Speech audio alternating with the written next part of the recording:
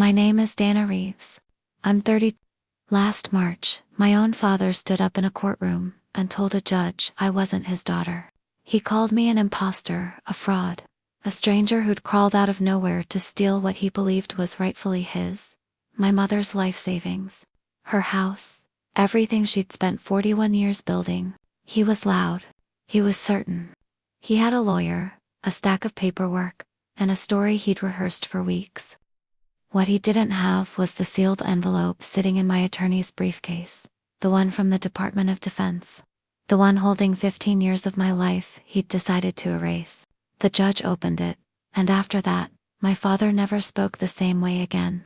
Welcome to her side of the story, where we tell real-life inspired stories of family conflict, betrayal, and the quiet strength it takes to hold your ground. If these stories speak to you, drop a comment and subscribe. I live in Northern Virginia now, a small apartment, 12 minutes from work. I'm a cybersecurity analyst at a private defense contractor. The kind of place where your badge gets scanned 3 times before you reach your desk, and nobody asks what you did over the weekend because half the building can't answer either. I like routine. Up at 5:15, coffee at 5:22, gym by 5:45, at my desk before 7. And I stay until the screen tells me I've stared too long. 8 years in uniform does that to a person. The Army teaches you to build a day out of structure, and I never stopped. I enlisted at 18, straight off a bus with a duffel bag and a GED I'd earned 2 months prior. Military intelligence, the specifics live in filing cabinets I'll never see again. And most of my 20s exist only in reports I'm not allowed to discuss at dinner parties. Not that I go to many of those. I'm not mysterious. I'm just trained to keep things in their proper compartments. Work stays at work.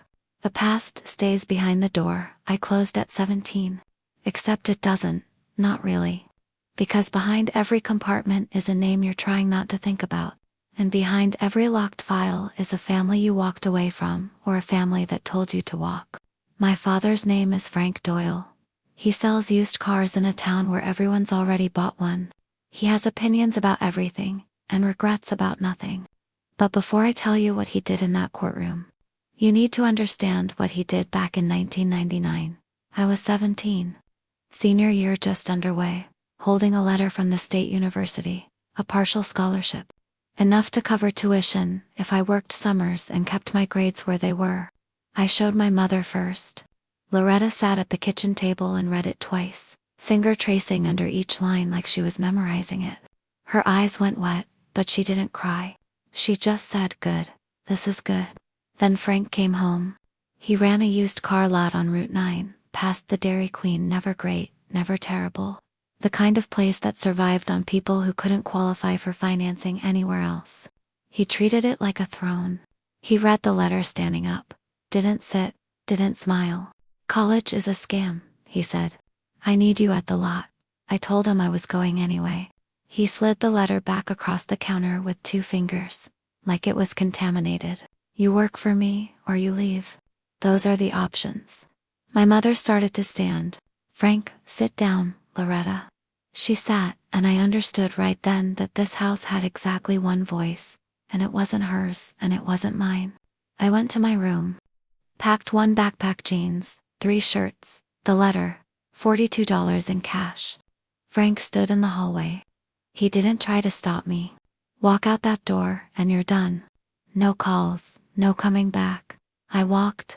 9:14 at night. 2 miles to my Aunt Peggy's house in the dark, and I never looked back. Loretta wasn't a loud woman. She wasn't especially brave either, if you measured bravery by what she said out loud. But she loved in a way that was constant, like a porch light that stays on whether you come home or not. Before the divorce, when I was small, she'd sit in the rocking chair on the front porch every evening, creaky on the left side, and just watch the street, waiting for nothing in particular, just the day ending. She worked as a receptionist at the county hospital, answered phones, filed paperwork, kept the lights on, and not much more. But Loretta saved like it was breathing. 20 here, 50 there. 30 years of coupon clipping went straight into a savings account Frank never knew existed. After the divorce I was 10. She kept the house, and Frank kept the lot and his debts. She raised me alone for 7 years. When Frank threw me out, she didn't fight him in that hallway. I used to resent that. I don't anymore. She wasn't surrendering. She was surviving.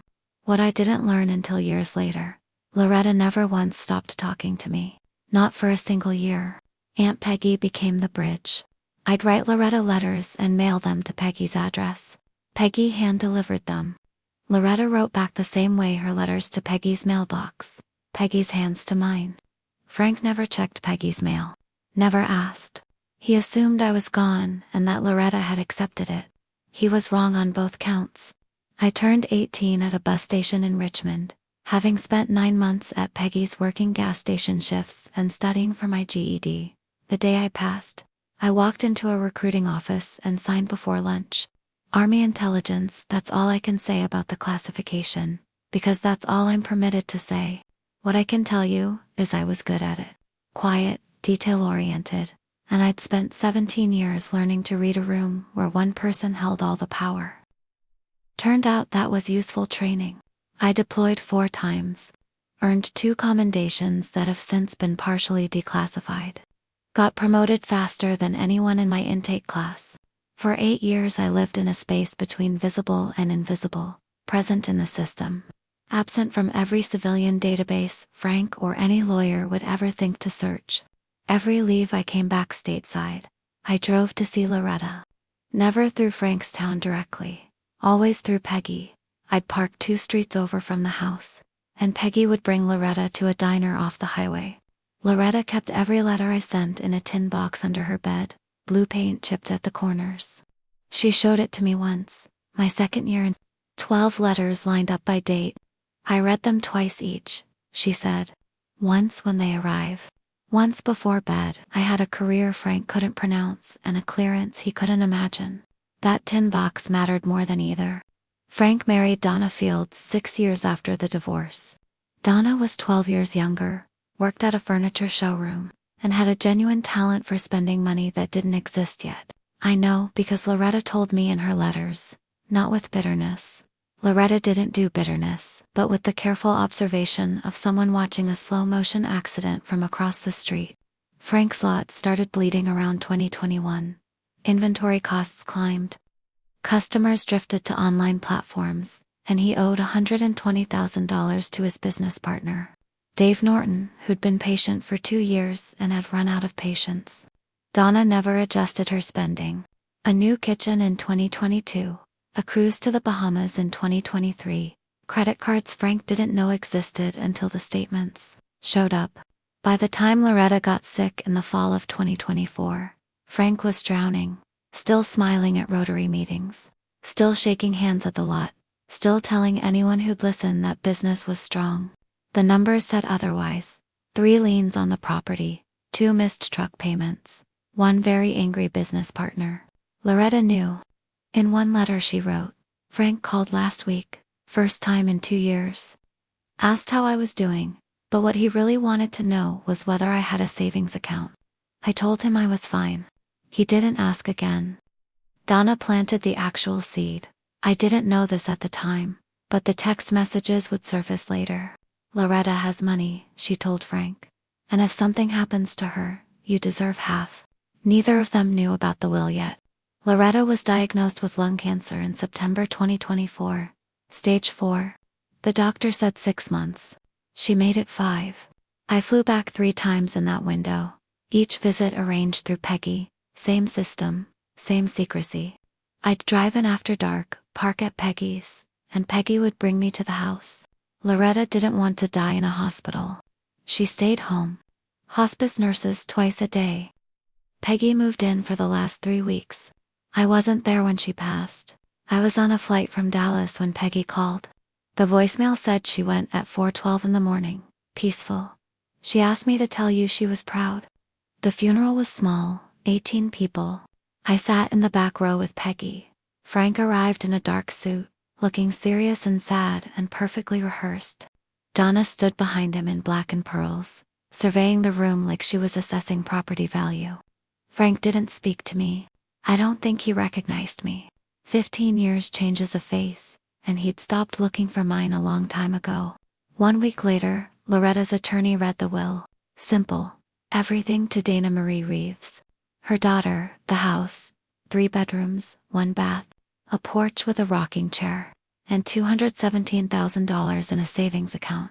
Built over 41 years of clipped coupons and skipped vacations.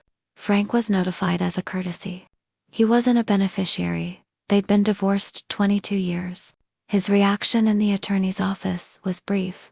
Apparently, that's impossible. She wouldn't. Then Donna pulled him out of the room. 2 weeks after that, a certified letter arrived from a law office I'd never heard of. Victor Kessler, attorney at law, estate litigation. The language was formal.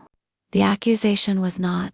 Frank Doyle was contesting Loretta's will on the grounds that the woman identifying herself as Dana Marie Reeves was not, in fact, his biological daughter.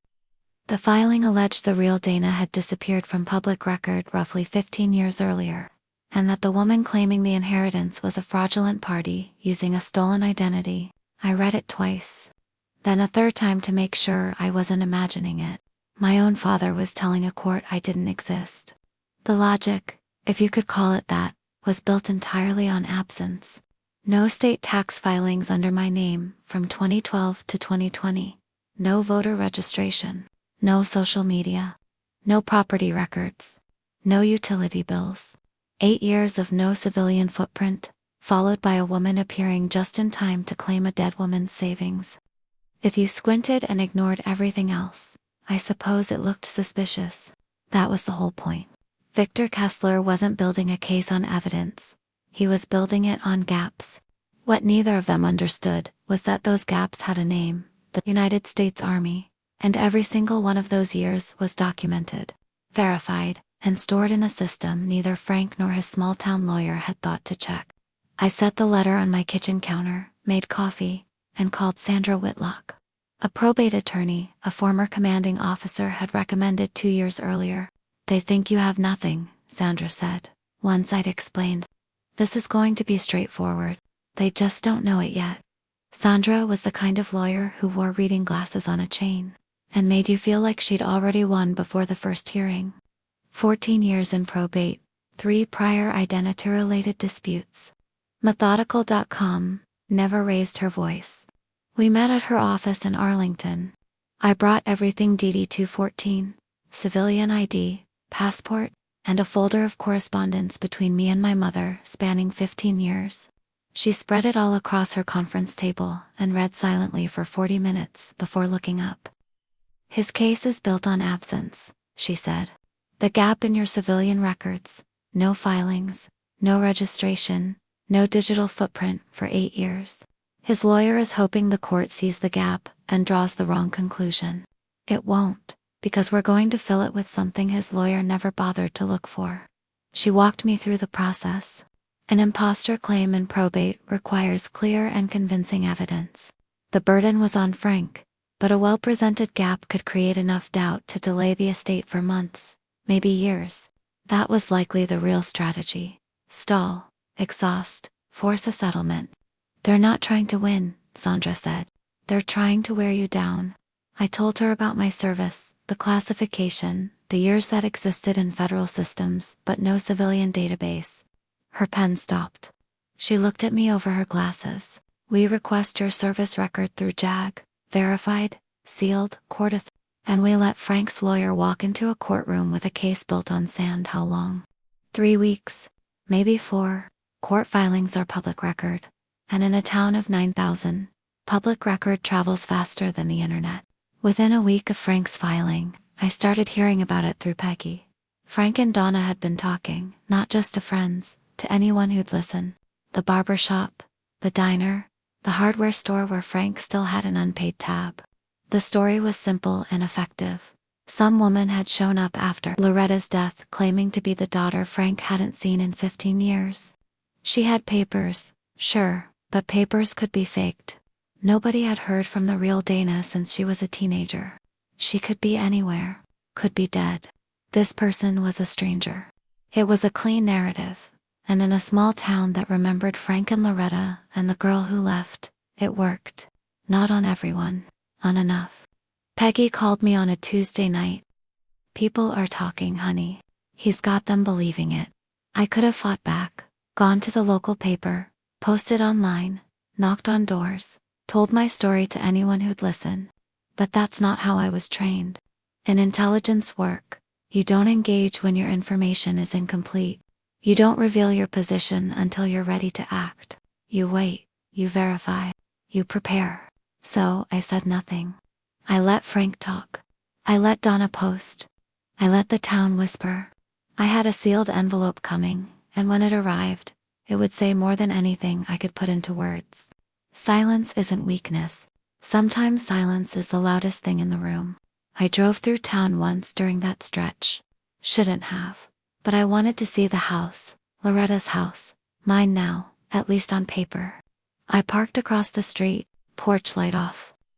The rocking chair still pushed against the railing. The garden along the walkway had gone to seed. Nobody had watered it since she passed. I was sitting in my car when a woman I recognized from childhood walked by, Linda Foster, who used to bring casseroles whenever someone on the block had a baby. She looked at my car, looked at me, kept walking. Faster than before. Peggy told me the next day that Linda had called her, wanting to know if I was really me. Said Frank had told her the whole thing was a con. At a grocery store 15 miles south. The cashier recognized me from a photo Dana had posted in a local Facebook group, my junior yearbook. Picture next to a recent one pulled from my contractor's staff directory. The caption read, "So sad when strangers prey on grieving families. Pray for Frank." The cashier didn't say anything directly. Just looked at me a beat too long, handed me my change, and murmured something to the bagger as I walked out. 15 years of service to a country I couldn't discuss. Deployments to places I couldn't name. Commendations I couldn't hang on a wall. And now my own father was telling his town I was a ghost. I drove back to Virginia that night. Didn't stop for gas. Didn't stop at all. The last time I saw Loretta alive was 3 months before she died. December, cold enough that Peggy had to scrape the windshield twice on the drive over. Loretta was on the porch, which she shouldn't have been, 38 degrees. Maybe 105 pounds, sitting in that rocking chair with a quilt over her legs, watching the empty street the way she always had. She looked smaller. The chair seemed bigger around her, like it had grown or she had shrunk. Her hands shook when she reached for mine. But the grip was the same one from when I was 6, crossing a parking lot at church. "Sit with me," she said. I pulled a lawn chair beside her and we sat in silence for a while. The creak of the rocker, a neighbor's heat pump humming, a dog barking 3 houses down. "Your father will come for the money," she finally said. I didn't argue. "I changed the will 2 years ago. Everything goes to you. The house, the savings, all of it." She pulled the quilt tighter. "He'll try. He always tries. But the law is the law, and I made sure the paperwork is right." She looked at me, eyes clear despite everything else. "Promise me you won't let him take what I saved for you." "I promise." She nodded, leaned back, closed her eyes. We sat there in the cold until Peggy came to drive me back. That was our last conversation. I replay it more than I should. Sandra called on a Friday afternoon, 3 weeks before the hearing. "I pulled the public records on your father's business," she said. "It's worse than I thought. Frank's Auto Sales, the sign unrepainted since 2003, had 3 active liens. Dave Noren had filed a civil claim for $120,000 in unpaid profit shares. The county had issued 2 tax delinquency notices. And Donna's credit card debt, which Sandra's paralegal traced through discovery, totaled another $41,000. "He doesn't want to prove you're an impostor," Sandra said. "He wants the money. He needs it." The impostor angle is just the only strategy his lawyer could come up with. It made sense. Frank couldn't contest the will on standard grounds. Loretta had capacity. The document was properly witnessed, and a divorced ex-spouse has no claim to a former partner's estate.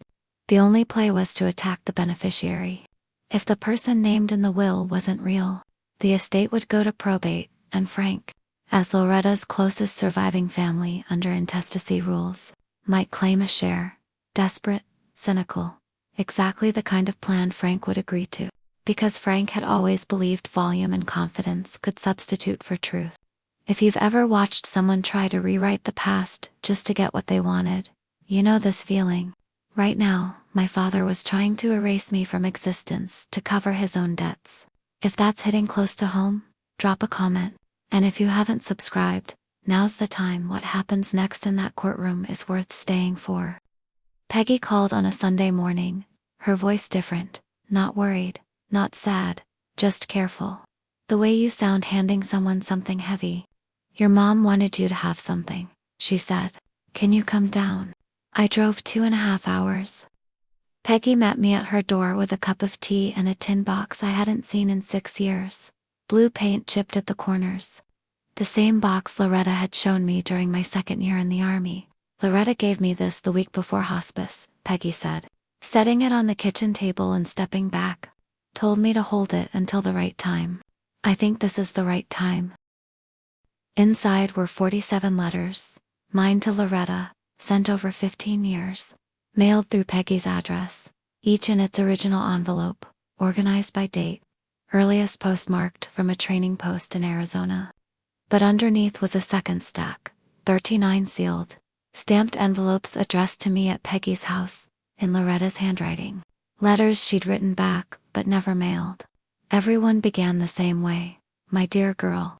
I opened the first, dated April 2010, 2 years after I left. She wrote about the garden, a stray cat sleeping under the porch, the rocking chair needing a new bolt on the left side. The last unsent letter was dated 2 weeks before she died, the handwriting shaky but legible. My dear girl, I put everything in your name. Not because you need it, because I need you to know I saw you the whole time. I sat at Peggy's kitchen table and cried for the first time in years. I spent 2 nights reading all 39 spanning 15 years. Loretta wrote the way she talked, plain, careful, like every word cost something and she wanted her money's worth. No drama, no poetry, just the truth of a woman living alone in a 3-bedroom house, watching her garden grow and her daughter serve a country she couldn't tell anyone about.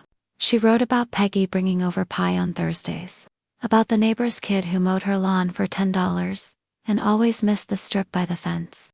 But between the small things, Loretta had documented something else. Frank had come to her twice asking about money.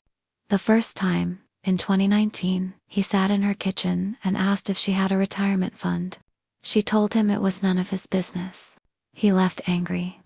The second time, in 2022, he brought Dana, who complimented the kitchen and asked how the house was holding up. Then Frank asked, casual as anything, whether Loretta had updated her will. That woman counts my savings like it's already hers, Loretta wrote. She looked at the house the way people look at things they're planning to take. Loretta had known. She'd seen it coming and prepared an airtight will, a briefed attorney, savings in a single account under her own name, no joint access, no confusion. The letters showed me something I hadn't fully understood. My mother had been fighting this battle long before I knew there was one. She just fought it the way she did everything quietly, without announcement, one careful step at a time. The text messages surfaced during discovery. Sandra's paralegal had filed a standard request for electronic communications, and Frank's lawyer, overconfident or careless, hadn't objected. The exchange between Frank and Dana was dated 3 days after the will reading. Dana, tell Victor to push the impostor angle. She can't prove 15 years. Frank, what if the judge doesn't buy it? Dana, then we appeal. Keep her tied up in court until she settles. She won't want to fight forever. Frank, what if she has proof? Dana, proof of what?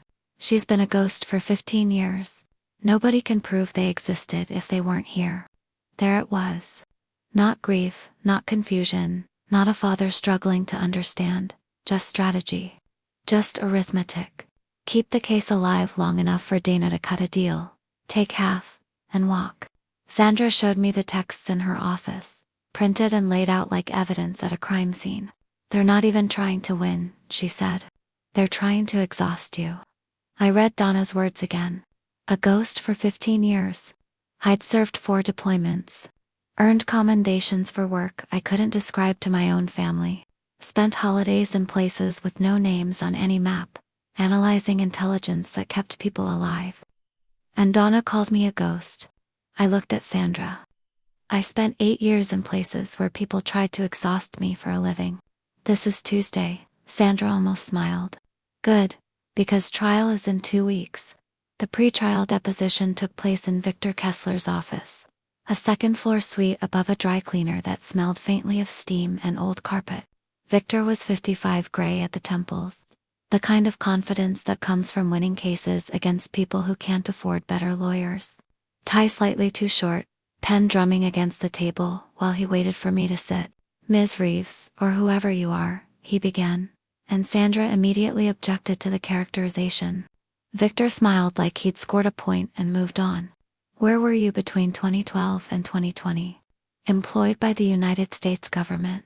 In what capacity? I'm not authorized to disclose the specifics of my assignment. He leaned back. Convenient. It's not convenient. It's classified. He flipped through a folder. 8 years. No state tax filings. No voter registration. No social media. No property records. No utility bills. For 8 years, you have no verifiable civilian presence anywhere in this country. Military personnel on classified assignment don't file taxes through standard civilian channels, I said. My records exist. They exist in federal databases your office never contacted. Victor closed the folder, looked at me the way people look at a puzzle they've already decided isn't worth solving. 8 years with no trace. That's not service. That's a ghost. That word again. Sandra placed her hand flat on the table. My client's service record will be presented at trial. If your client's case rests on the assumption that military records don't exist, I'd suggest he prepare accordingly. Victor stopped drumming his pen. He thought he was setting a trap. He was building my case. Sandra filed the formal request the following Monday, a standardized form through the judge. Advocate General's liaison office, requesting a verified service record package for court proceedings. Not something you rush. Records for individuals with classified histories go through additional verification. Biometrics. Assignment timelines cross-referenced against deployment records. Commendation certificates reviewed for they'll verify your fingerprints against your intake prints, Sandra explained, like reading a recipe. Confirm DNA markers from your original enlistment physical. Provide a continuous assignment timeline from enlistment to separation. And the commendations too are partially those get included. The rest stay sealed, but the timeline is what matters. 3 weeks later, the package arrived at Sandra's office, a sealed envelope marked official use only, court authorized. Inside was a binder, thick and tabbed. Sandra called that afternoon. It's here. Everything. Fingerprints, assignment, timeline, DNA verification. To declassified commendation certificates, and a cover letter from the Department of Defense confirming continuous service from 2012 to 2020. All of it. 15 years. Continuous. Verified. I didn't say anything for a long moment. 15 years of my life condensed into a binder a stranger could read in 30 minutes. Every deployment, every reassignment, every year Frank said didn't exist. An unbroken line from 17 to 32. I went to Sandra's office the next day to see it for myself. The binder sat open on the conference table to a cover letter on Department of Defense letterhead. Addressed to the clerk of court. Verified service record for Dana Reeves. Social security number confirmed. Fingerprint match confirmed. DNA verification confirmed. Continuous federal employment documented from June 2012 to August 2020. I turned the page's enlistment date. Unit assignments, redacted to generic descriptions, but dates and duty stations intact. Promotion timeline, separation date. 2 commendation certificates with details blacked out but signatures and dates visible. Then the biometric section. Fingerprints taken at 18, matched against federal records. DNA markers from my enlistment physical, cross-referenced against the Department of Defense database. It was me. Every page said it was me. They filed this case, assuming you had nothing, Sandra said. No records, no proof, no trail. They looked at the gaps in your civilian life and decided nobody could fill them. Now we walk into that courtroom with the Department of Defense saying you are exactly who you say you are, and Frank's lawyer gets to explain why he filed an imposter claim without checking. With the military first, Sandra added the tin box to the exhibit list. 40 letters from me to Loretta. 39 unsent letters from Loretta to me. 15 years of continuous correspondence, proving I'd never disappeared from my family. 15 years of my life, verified by the Department of Defense. And Frank was about to tell a judge none of it was real. The night before the hearing, Sandra and I ran through the plan one final time. Here's how this goes, she said. Frank's lawyer presents first the gaps: no tax records, no voter registration, 8 years with no civilian footprint. He'll frame it as fraud. We let him. We don't interrupt, we don't object, unless he misstates a fact. We let him build his entire case on the assumption those years don't exist. She took off her glasses. Then we present one exhibit, one sealed envelope, and we let the Department of Defense tell the court what Mr. Kessler was too lazy to find out on his own. What about Peggy? She testifies as a civilian witness, confirms your identity, confirms she knew you as a child, facilitated the correspondence, saw you in person during your service years. She closes the loop. Sandra paused. Dana, what if Frank backs down, stands up and says he was wrong? I thought about it. He won't. Men like my father don't retreat. They doubled down, especially with people watching.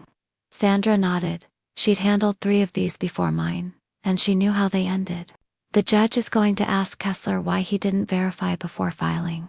That question ends this. She was right about all of it. I went home and set my alarm for 5:15, same as always. The morning of the hearing, I put on a navy blazer and a white blouse. I don't usually think about clothes, but Sandra had said look professional and calm, so I did. The county courthouse was a 2-story brick building on Main Street, built in 1947, renovated in ways that made it look older instead of newer. The lot was half full by 8. Small town, big drama people had come to watch. Frank and Donna arrived in a silver sedan. Frank in a charcoal suit I'd never seen, the kind a man buys when he wants a judge to take him seriously. Donna in the same black dress and pearls from the funeral, same expression, like she was attending someone else's tragedy. Victor Kessler walked in with a leather briefcase and a folder thick enough to look impressive, nodding at Frank. Frank nodded back. They'd rehearsed. Peggy was already inside, second row behind the respondent's table. She squeezed my hand as I walked past. Her palm was warm. Mine wasn't. The courtroom was smaller than I expected. Wood paneling. Fluorescent lights buzzing at a frequency only someone trained in signal work would notice. A faded flag in the corner. A slightly crooked portrait of a former governor. The judge entered at 9 sharp. Honorable Harold Ambrose, late 60s, reading glasses. The kind of face that suggested he'd heard every lie available and stopped being surprised by any of them. Everything my father had thrown at me, the accusation, the gossip, the lawyer, the Facebook posts, came down to this room. One sealed envelope against a story built on nothing. If you're still here, you already know what's coming. Stay with me, and if this speaks to you, share it with someone who needs to hear it. Frank took the stand first, both hands flat on the witness box. Looking at the judge the way men look at someone they're trying to convince is a friend. Open expression, steady voice, the performance of honesty. Your Honor, my name is Frank Doyle. I've lived in this county my whole life. I run Doyle Auto Sales on Route 9. I was married to Loretta and Doyle for 18 years. We had one daughter, Dana. A deliberate pause. Dana left our home at 17. She had problems. She was angry. She didn't want to be part of this family anymore. I tried to talk to her, but she walked out. I haven't seen her since. The first lie. He hadn't tried to talk to me. He'd told me to leave. After Loretta passed, a woman appeared. She has identification, documents, claims to be Dana. He shook his head slowly. But I'm her father. A father knows his own child, and that woman is not mine. He gestured toward me without looking, like pointing at something unpleasant in the corner. My daughter disappeared 15 years ago. Nobody heard from her. Nobody saw her. This person shows up with a story and a signature. Expecting a judge to hand over my late wife's savings. His voice cracked. 1 second. On the word wife, his jaw tightened. His eyes went somewhere far away, and for that 1 second I believed he felt something real about Loretta. Then he straightened, cleared his throat, and the mask came back. I'm asking the court to protect Loretta's legacy from a stranger trying to take what doesn't belong to her. Dana dabbed her eyes in the gallery. Frank sat down. Victor nodded like a coach approving a play. The judge showed no expression, wrote something on his pad, and looked at Victor. Victor stood, buttoned his jacket. Your Honor, the petitioner's case rests on a simple, verifiable fact. For 8 of the last 15 years, the respondent has no verifiable history in any civilian database. He laid out printouts, state tax records, voter registration searches, social media queries, property databases, all showing the same thing. Nothing, for Dana Reeves. Between 2012 and 2020, no tax filings, no voter registration, no property records, no utility accounts, no social media presence. For 8 consecutive years, this individual left no trace in any system accessible to the public. A pause for effect. People do not simply vanish for 8 years. Your Honor, when someone disappears from every database for nearly a decade and then reappears to claim a significant inheritance, the court has an obligation to verify who she actually is. He set down 2 photographs, my junior yearbook picture, 17, and one from my staff directory, 32, shorter hair, a face 15 years of sun and service, head reshaped. We submit the differences are significant, and the gap is unexplained. We respectfully request the court reject the identity claim and void the bequest. Victor sat. Frank leaned back. Dana recrossed her legs. The gallery murmured. They thought it was over. The judge turned to Sandra. Counselor Whitlock, your response. Sandra reached into her briefcase. But first, she stood and walked toward Frank. Mr. Doyle, you testified your daughter left home at 17 and you haven't seen her since. Correct. That's correct. When was the last time you attempted to contact her? She left. She didn't want contact. That wasn't my question. When did you last attempt to reach her? A phone call, a letter, a message through family? Frank glanced at Victor, who gave a small nod. I didn't attempt to contact her. She made her choice. Did you ever file a missing person report? No. Ever hire a private investigator? Contact her college. Reach out to the military. She didn't go to college. She didn't go to college because you told her not to. Is that correct? Frank's face reddened. That's not what happened. We have a witness who was present that evening. Sandra glanced toward Peggy. Margaret Sutton. Your former sister-in-law, who took your daughter in after you told her to leave. Frank's mouth opened and closed. Mr. Doyle, is it accurate to say that in 15 years, you made 0 attempts to locate your daughter, and you are now asking this court to believe she doesn't exist? Victor stood. Objection. Argumentative. Withdrawn, Sandra said, and turned back to the table. No further questions? Frank gripped the edge of the witness box, knuckles white.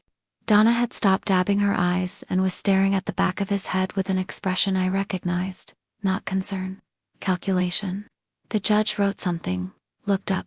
Counselor Whitlock, you may present your evidence. Before Sandra could move, Frank shot to his feet. Not slowly, like something had detonated in his chest. The chair scraped hard against the floor. She's an impostor, he said, not to Victor, not to Sandra, to the judge. I'm telling you, Your Honor, that woman is not my daughter. The judge held up a hand. Mr. Doyle, please take your seat. Frank didn't sit. My daughter is gone. She's been gone 15 years. This person, he pointed at me, showed up with forged papers and a sob story, trying to steal my wife's money. Ex-wife Sandra said quietly. Frank ignored her, voice rising. I want it on the record, she is a fraud. She is not Dana. I don't know who she is, but she is not my child. Dana nodded hard in the gallery, aggressive nods, like she could will the judge to agree through repetition. The judge's expression didn't change. He looked at Frank the way a man looks at something he's already decided about. "Mr. Doyle, sit down." Frank sat. His hands were shaking. Victor put a hand on his forearm. Frank pulled away. The room went quiet. The judge turned back to Sandra. "Counselor, your evidence." Victor stood quickly, trying to regain control. "Your Honor?" To restate for the record, the respondent has provided no documentation accounting for 8 of the past 15 years. No state tax filings, no voter registrations, no property records, no social media presence, no utility accounts. He straightened his tie. This woman has no verifiable history for 8 of the past 15 years. We respectfully request the court recognize this gap as evidence of fraudulent identity and void the bequest accordingly. A pause. People do not vanish from every system for 8 years without explanation.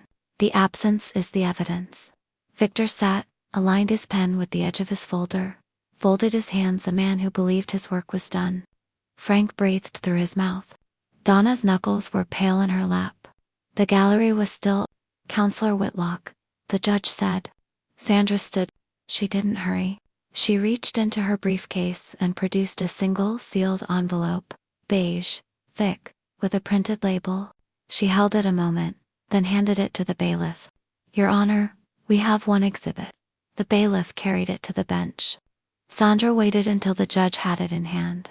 "This is a verified service record package from the United States Department of Defense, released under court authorization through the Judge Advocate General's office." The room shifted. I could feel it. The way people lean forward half an inch. The way breathing gets quieter.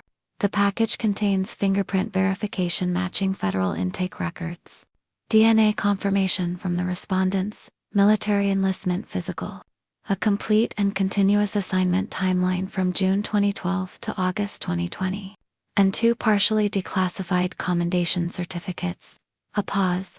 It documents every year of Dana Reeves's life, from age 18 to present, continuously, without a single gap. The judge opened the envelope, removed the binder, read page by page, slowly. Then he took off his glasses, set them on the bench, looked at the binder again, then at Sandra, then at Frank. The room was the kind of silent that happens when everyone realizes the story they were told isn't the story that's true. "The gap Mr. Kessler described is not a gap, Your Honor," Sandra said, voice even unhurried. "It's 8 years of classified military service to the United States of America." Dana Reeves did not vanish. She served. Frank stared at the binder in the judge's hands, mouth partially open, all color gone from his face. Victor wasn't moving. Donna's hands had unclasped and were gripping the bench in front of her. The judge put his glasses back on and kept reading. Sandra wasn't finished. "Your Honor, we have a secondary exhibit." She lifted the tin box from a canvas bag and set it on the table. Blue paint chipped corners. The box that had lived under Loretta's bed for 15 years. This box contains 47 letters written by Dana Reeves to her mother, Loretta Doyle, over 15 years. It also contains 39 letters written by Loretta Doyle to her daughter, letters she composed but never mailed. She opened it, fanned a handful of envelopes across the table. The correspondence was facilitated by Loretta's sister, Margaret Sutton, who is present in this courtroom. Peggy stood briefly and nodded when the judge glanced her way. Dana Reeves did not disappear from her family. She maintained continuous contact with her mother through her aunt for the entire period. Mr. Doyle claims she was absent. Loretta Doyle knew exactly where her daughter was every single year. The judge picked up one envelope, read the postmark, set it down. Frank was staring at the tin box, and I watched his face change, not anger this time. Something worse. Confusion, then recognition, then the slow, terrible understanding of a man realizing his ex-wife had a whole life he knew nothing about. He hadn't known about the letters, hadn't known Loretta and I had talked. For 15 years, he'd told himself, and everyone who'd listen, that I'd vanished, and Loretta let him believe it, because it was safer that way. Donna grabbed his arm. He pulled away, unable to stop looking at that box. 47 letters sent. 39 written back. He hadn't known about a single one. The judge set down the last letter and looked at me. Ms. Reeves, is there anything you wish to add to the record? I stood. My chair didn't scrape. I'd pushed it back carefully, the way you learn to move when every sound matters. I looked at the judge, then at Frank. He sat with his shoulders forward, hands on his knees. Smaller than I remembered, smaller than the man who'd stood in our hallway and told a 17-year-old to leave. Smaller than the man who'd pointed at me 10 minutes earlier and called me a stranger. I hadn't planned what I said, didn't rehearse it. It came out the way a door closes once final, without an echo. You erased me first. I sat down. Frank's mouth opened. Nothing came out. He looked at me the way you look at something you broke a long time ago and have only just realized can't be fixed. Dana leaned in and whispered something in his ear. He didn't respond. The courtroom was silent. The judge's pen was still. The court reporter's fingers hovered above the keys. Peggy pressed a tissue to her eyes. Sandra sat beside me, motionless, hands folded. The silence lasted long enough for Frank to understand that everyone in that room, the judge, the bailiff, the gallery, his own lawyer, now saw exactly what he had done. The judge nodded once, slowly, and picked up his pen. He addressed Victor first. Counselor Kessler. Before filing this motion, did you conduct any due diligence to verify or refute the respondent's identity? Your Honor, we relied on available civilian records. Did you contact the Department of Defense? No, Your Honor. The National Personnel Records Center. Any branch of the military. Any JAG office? Any federal employment database? Victor's jaw tightened. We did not, Your Honor. You filed an impostor claim against a verified military veteran of the United States Army without contacting a single military or federal agency to confirm or deny her service record. It wasn't a question. Victor said nothing. The judge turned to the courtroom. The motion to contest the will of Loretta N. Doyle is denied. The evidence presented by respondent's counsel, including a verified Department of Defense service record, biometric confirmation, and 15 years of documented family correspondence, establishes the identity of Dana Marie Reeves beyond any reasonable dispute. A pause. The estate will be distributed as written in the decedent's last will and testament. Then, one more line. I will be referring this filing to the State Bar for review of professional conduct. Counselor Kessler, you'll receive formal notice. Frank slumped in his chair. Victor gathered his papers with unsteady hands. Donna leaned over and whispered something sharp. I couldn't hear the words, but the tone was clear. Not comfort, blame. Sandra touched my arm. It's done, she said. I looked at the tin box on the table. Still blue, still chipped, still holding everything that mattered. I didn't smile. I didn't need to. Outside, the air was cold and bright March in Virginia. Trees just starting to bud, the lot smelling like wet asphalt and cut grass. Peggy walked beside me, carrying the tin box in both hands like it was made of glass. Sandra trailed behind, already on her phone drafting follow-up paperwork. I was halfway to my car when I heard his voice. Dana, wait. I stopped. Didn't turn right away. Let the word land my name, in his voice, after 15 years of silence and 6 months of denial. Then I turned. Frank stood on the courthouse steps, Donna behind him, arms crossed, face tight. Victor was already gone, out a side door. Frank came down the steps, moving like a man walking toward something he wasn't sure he wanted to reach. I didn't mean for it to go like this, he said. I waited. The lot's going under. I was desperate. I wasn't thinking clearly. A pause. Donna said, I repeated. He flinched. You made your choice, Dad, I said, steady, not loud, not shaking, just flat, the way a statement of facts sounds. You made it when I was 17. You told me to leave. You made it again 6 months ago when you hired a lawyer to tell a judge I wasn't real. Dana, I hope you work it out, I said. I mean that. The lot, the debt, whatever comes next. I hope you find a way through. A pause. But you and I are done. I turned and walked to my car. Peggy was already there. The tin box on the passenger seat. Behind me, Donna's voice, sharp and low. Do something. Frank said nothing. I started the engine, pulled out of the lot. and drove north on the 2-lane road back to Virginia, back to the life I'd built without him. I didn't check the mirror. There was nothing behind me I needed to see. 2 weeks after the hearing, I drove back to Loretta's house. My house. A Saturday, warm enough for shirt sleeves, the kind of early spring day that tricks you into thinking everything's starting over. The porch light was on. I'd asked Peggy to replace the bulb the week before. She'd also watered the garden, trimmed the hedges, and left a casserole in the fridge with a note that said, "Eat this." I sat in the rocking chair. The wood was warm from the sun. The creek was still there on the left side, the same one Loretta mentioned in her unsent letters. The one she'd asked a neighbor's kid to fix, and he never did. I could see the street from there, the same view she'd watched every evening for 41 years. The house across the way with the flag out front. The oak that drops leaves on the sidewalk every October. The mailbox at the curb, still bearing her name. I pulled one of Loretta's unsent letters from the tin box. The third one she ever wrote, dated June 2010. "My dear girl, you were always the bravest one, even when you were small. I used to watch you cross the yard and think, she doesn't know how strong she is yet. But she will." I put the letter back, closed the lid, and set the box on the shelf by the front door, next to the porch light switch, and a framed photo of Loretta from 1998. Still blue. Still chipped. My mother spent her whole life saving, not just money, but proof that I existed. Proof that she loved me.